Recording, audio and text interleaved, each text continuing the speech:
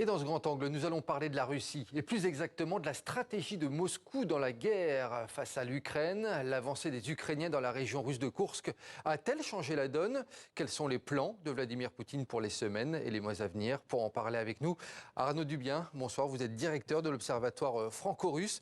Nous aurons également en ligne dans quelques instants Julian Colling, notre correspondant durant toute l'année en Russie. Je viens vous voir dans un instant, Julian. Arnaud Dubien, beaucoup de choses à dire sur ce conflit russo-ukrainien. Et ça bouge un petit peu tous les jours, les lignes, notamment au niveau de la stratégie. Et les Ukrainiens avancent dans la région russe de Koursk, les Russes dans le Donbass.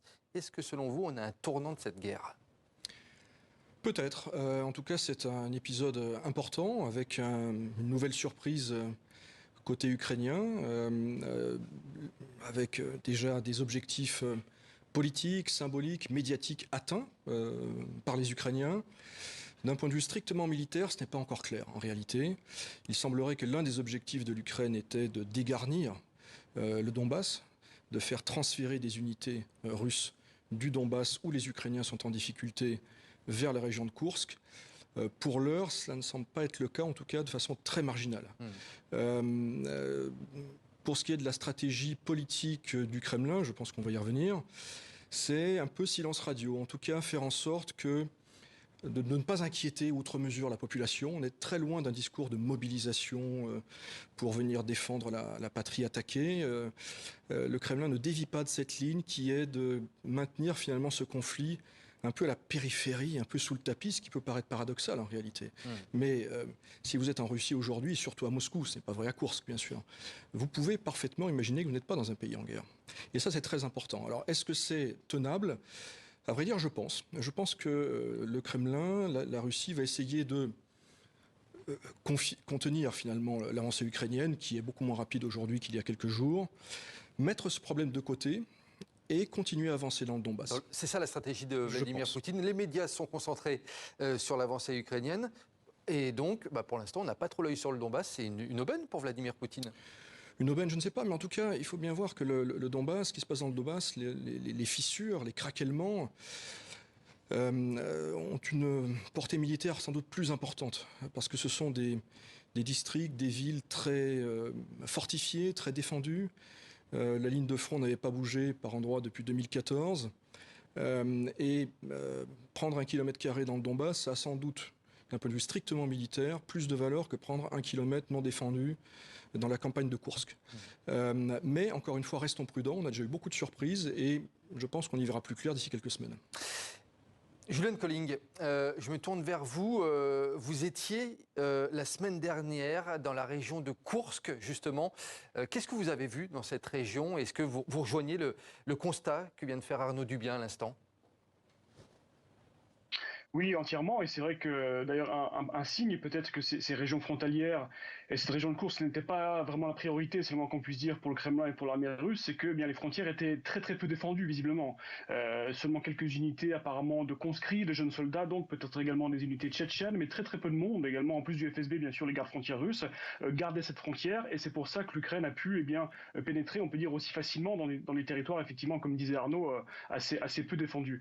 Et donc à Koursk même, la capitale donc régionale, qui est quand même une grande ville, environ 400 000 habitants, eh bien c'était un peu la sidération et l'incompréhension qui dominait. Beaucoup de gens déjà à l'époque où j'y étais, donc il y a une semaine environ, étaient des déplacés, des réfugiés donc de ces régions vraiment frontalières. Koursk, c'est environ à 80 km à peu près de la frontière ukrainienne, et donc il y a eu un afflux tout de suite massif en fait de déplacés et de réfugiés qui ne comprenaient pas comment c'était possible, qui se sentaient évidemment aussi en colère de ne pas avoir été mieux défendus par leur armée, également en colère contre peut-être le renseignement militaire russe qui n'a pas su prendre au sérieux ou en tout cas anticiper cette incursion donc ukrainienne. Et alors bien sûr l'effort on va dire d'entraide et de solidarité sur place se mettait en place entre les habitants, entre les volontaires également. Beaucoup d'aide humanitaire aussi venait des 4 coins de la Russie, mais encore une fois les gens se sont sentis un petit peu délaissés en fait par les autorités locales. Pour finir aussi, on peut dire qu'il n'y a pas eu quasiment d'évacuation, en tout cas sur les premiers jours coordonnée, et ça c'était aussi un gros point de colère et de mécontentement chez les habitants sur place. Arnaud Dubien, Vladimir Poutine, il a été surpris par cette avancée ukrainienne. Ça rejoint un petit peu ce que nous dit Julian Colling, et donc il n'a pas eu le temps de préparer sa population. Oui, alors est-ce qu'il avait l'intention de la préparer? C'est une autre question. Mais oui, l'effet de surprise, il est majeur. Il est majeur pour tout le monde en Russie. Et c'est une très mauvaise surprise pour Poutine, qui, je pense, en tiendra grief cette fois-ci à son chef d'état-major. Pourquoi? Parce que ceux qu'on appelle les correspondants militaires, les blogueurs militaires, qui sont très actifs sur Telegram, qui est un espace informationnel à part en Russie, eh bien, ils avaient tiré la sonnette d'alarme 10 jours avant, 15 jours avant, en disant attention, il y a des concentrations de troupes dans la région de Soumy. Ils n'ont pas été écoutés? Non. Manifestement, ils n'ont pas été pris au sérieux. Et on a pu percevoir le courroux de contenu, certes, du président Poutine à l'égard de son chef d'état-major. Le général Gerasimov était passé à travers les gouttes de la purge du ministère de la Défense. On peut penser qu'il ne sera pas relevé de ses fonctions dans les semaines qui viennent. En Russie, ça ne se passe pas comme ça, mais ces semaines sont sûrement comptées. Conséquence, Arnaud Dubien, le Kremlin affirme qu'il ne parlera pas à Kiev de cesser le feu après cette offensive à Koursk. On ne négocie pas quand on est en pleine guerre sur le territoire russe, c'est ça qu'il faut comprendre. Oui, alors, en réalité, personne n'a l'intention de négocier en ce moment. Les Ukrainiens n'avaient pas l'intention de le faire. Et d'ailleurs, l'offensive dans la région de Koursk avait sans doute pour objectif de faire taire cette petite musique qu'on entendait en Occident sur le thème « l'Ukraine est en difficulté, elle ferait mieux de négocier aujourd'hui que dans 6 mois ». Ça, c'est terminé. Et côté russe, on n'avait pas l'intention de négocier. Pourquoi? Parce qu'on avait l'impression, plutôt juste d'ailleurs, que les troupes étaient à l'offensive dans le Donbass et donc que cette stratégie de grignotage porterait ses fruits d'ici quelques semaines, d'ici quelques mois, d'autant plus, je le rappelle, que le système électrique ukrainien a été frappé, donc l'hiver va être difficile en Ukraine. Donc voilà, aujourd'hui, tout le monde a de bonnes raisons de ne pas négocier, sauf quelques points très précis, ça a été évoqué précédemment, comme des échanges de prisonniers. Julienne Colling, vous êtes actuellement, il faut le préciser, de passage en France, vous qui vivez à l'année en Russie, et lorsque vous êtes venu pour rejoindre la France, vous avez traversé plusieurs régions russes, plusieurs villes russes, et vous nous disiez que sur la route, vous avez été surpris, vous avez vu de nombreux appels à mobilisation lors de votre traversée. Que disaient justement ces appels à mobilisation? C'est « venez, rejoignez nos troupes sur le terrain ».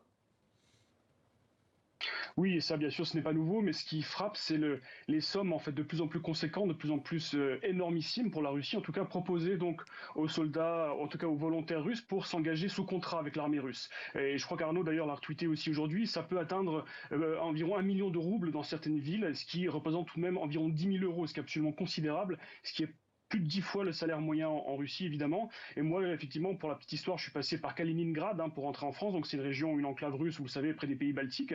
Et en fait, là, dans l'aéroport même de Kaliningrad, il y avait une publicité, effectivement, engagez-vous sous contrat avec l'armée russe. Et là, la somme était déjà de 500 000 roubles, ce qui fait environ 5 000 euros actuellement. Donc, c'est vraiment des sommes absolument considérables et pharaoniques pour la Russie. Et ça montre peut-être quelque chose qui est également à prendre en compte pour la suite des opérations pour le Kremlin. Il semblerait que peut-être les ressources, en tout cas le vivier d'hommes disponible en Russie peut-être se tarit. On sait que beaucoup de prisonniers déjà ont été recrutés dans les prisons russes par Prigojine à l'époque et désormais par le ministère de la Défense. Et on sent que la ferveur, en fait, encore une fois, en Russie n'est pas si énorme pour aller se battre. Il y a assez peu finalement de gens, d'hommes des nouveaux hommes qui sont prêts à aller se battre. Et donc l'armée russe est obligée de proposer des sommes de plus en plus conséquentes pour essayer de les attirer et de les recruter. Ça pourrait effectivement être un enjeu peut-être pour la suite des opérations. Est-ce que la Russie va continuer à avoir des forces vives nouvelles à envoyer au combat? On sait que malheureusement dans la région de Koursk, beaucoup de conscrits, de jeunes conscrits de 18-19 ans sont actuellement visiblement envoyés pour défendre la région de Koursk et les mères, les mamans de soldats se plaignent déjà sur les réseaux sociaux. Et donc peut-être un problème social également qui couve, mais bien sûr ce n'est sans doute pas de nature à déstabiliser le régime, évidemment. Arnaud Dubien, une réaction à ce que dit Julienne Colling. Quelle stratégie maintenant pour Vladimir Poutine? Plus d'hommes sur le terrain?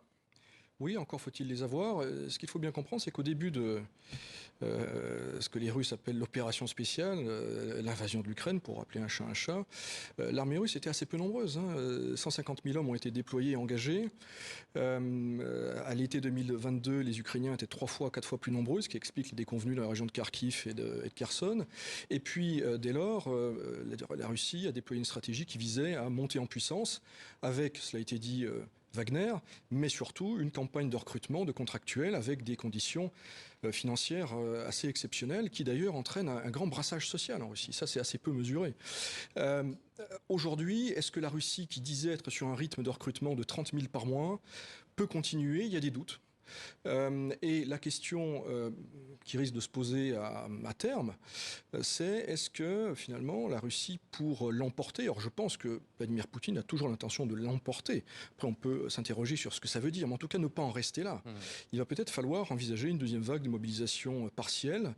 Alors cette hypothèse est systématiquement démentie par le Kremlin, qui perçoit bien le problème politique. La première vague de mobilisation en septembre 2022 avait suscité un mécontentement, beaucoup d'inquiétudes. C'était passé. Est-ce que la société russe pourra accepter une deuxième vague de mobilisation? Peut-être. Pour l'instant, les sondages montrent une opposition majoritaire, mais en léger effritement. Et peut-être, et c'est ce qui se dit en tout cas, cela pourrait être aussi pour relever la précédente vague, pour faire passer un petit peu les choses dans la société. En tout cas, in fine, la Russie comme l'Ukraine, on le voit, sont confrontés à un problème d'effectifs. L'Ukraine, c'est particulièrement visible. Elle a adopté une loi de mobilisation beaucoup plus dure, évidemment. Pour ce qui est de la Russie, est-ce que la Russie pourra rester dans cette stratégie finalement de guerre à moitié ou de guerre qui ne dit pas son nom? Ça reste à voir. Ça reste à voir. Je voulais qu'on s'arrête, Arnaud Dubien, pour une conclusion globale sur une question, que nous éclairez sur une question. On va écouter Vladimir Zelensky dans un instant, parce que le Parlement ukrainien a adopté ce mardi une loi afin d'interdire des organisations religieuses liées à la Russie. On écoute le président ukrainien et vous allez nous éclaircir dans un instant sur ce point. Je voudrais souligner le travail de la Verovna Rada. Une loi sur notre indépendance spirituelle a été adoptée. C'est ce dont nous avons discuté avec les membres du Conseil des églises et des organisations religieuses. Dans les prochains jours, je m'entretiendrai également avec des représentants du patriarche œcuménique Bartholomé. Nous continuerons à renforcer l'Ukraine et notre société. Elle bannit donc l'Ukraine, l'Église orthodoxe russe. Pourquoi ce choix en quelques mots, Arnaud Dubien? Ça s'inscrit dans la lignée de la stratégie de l'Ukraine qui était visible avant la guerre et qui désormais est totale, c'est-à-dire de rupture de tout lien avec la Russie, qu'il soit économique, qu'il soit politique, qu'il soit aussi spirituel, linguistique. Ça n'a pas l'air d'émouvoir grand monde au-delà de la Russie. Il y a, encore une fois, la question religieuse en Ukraine est extrêmement complexe et je pense qu'on n'a pas le temps de s'y arrêter. Il y a historiquement plusieurs églises orthodoxes. Celle de la Russie était la plus nombreuse, la plus massive en termes de paroisses. Elle est très présente d'ailleurs dans l'ouest de l'Ukraine, paradoxalement, dans des régions parfaitement ukrainophones. C'est une mesure qui coupe certains liens d'information, en quelque sorte. Non, c'est pas l'information, c'est la dimension spirituelle et religieuse et symbolique, puisque cette église était rattachée au patriarcat de Moscou. Ça a été initié sous le président Poroshenko. Ce processus est mené à terme lors de cette guerre. C'est assez logique en réalité. C'est assez logique. Un mot, il nous reste vraiment 10 secondes. Aujourd'hui, pas de massive de Telegram et de WhatsApp en Russie. En un mot, est-ce que vous en savez davantage? C'est un sabotage selon les premières informations? Alors, deux hypothèses, soit c'est effectivement un sabotage, soit c'est un test des autorités russes qui vise à freiner ces réseaux sociaux sur le territoire national. Et on suivra ça effectivement ces prochains jours. Merci beaucoup Arnaud Dubien pour votre éclairage et merci à vous Juliane Colling pour nous avoir fait part effectivement de ce que vous avez vu sur le terrain en Russie. Merci à tous les deux messieurs.